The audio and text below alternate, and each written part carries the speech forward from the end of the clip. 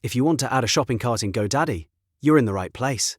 In this video, I'm going to walk you through the exact steps to add an online store section, place your products on the page, and make your shopping cart live for customers. This is a simple process, but it's important to follow each step carefully so your store is set up the right way.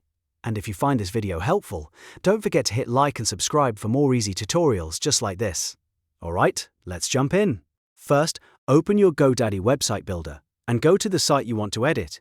Once you're inside the builder, navigate to the specific page where you want your products to appear. You'll also want to choose the exact section area on that page, because this is where your store content will be placed. Taking a moment to choose the right spot makes your website look cleaner and helps visitors find your products faster. Now, look for the Add Section button. This is usually the plus sign button inside the editor.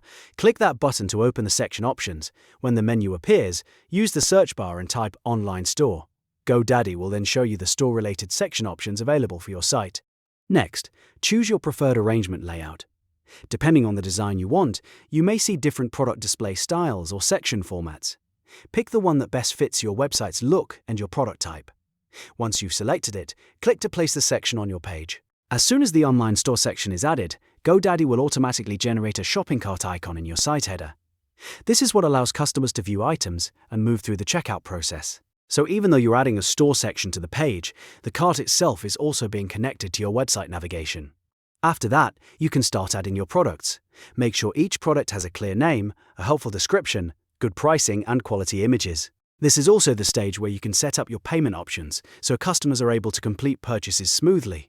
Double-check your product details and payment settings before moving forward, because a well-prepared store gives visitors more confidence to buy. Once everything looks good, the final step is to publish your changes. Go to the top right corner and click Publish. This saves your updates and makes your new shopping cart live for customers to see and use on your website. If you skip publishing, your changes won't appear publicly, so this step is very important. And that's it.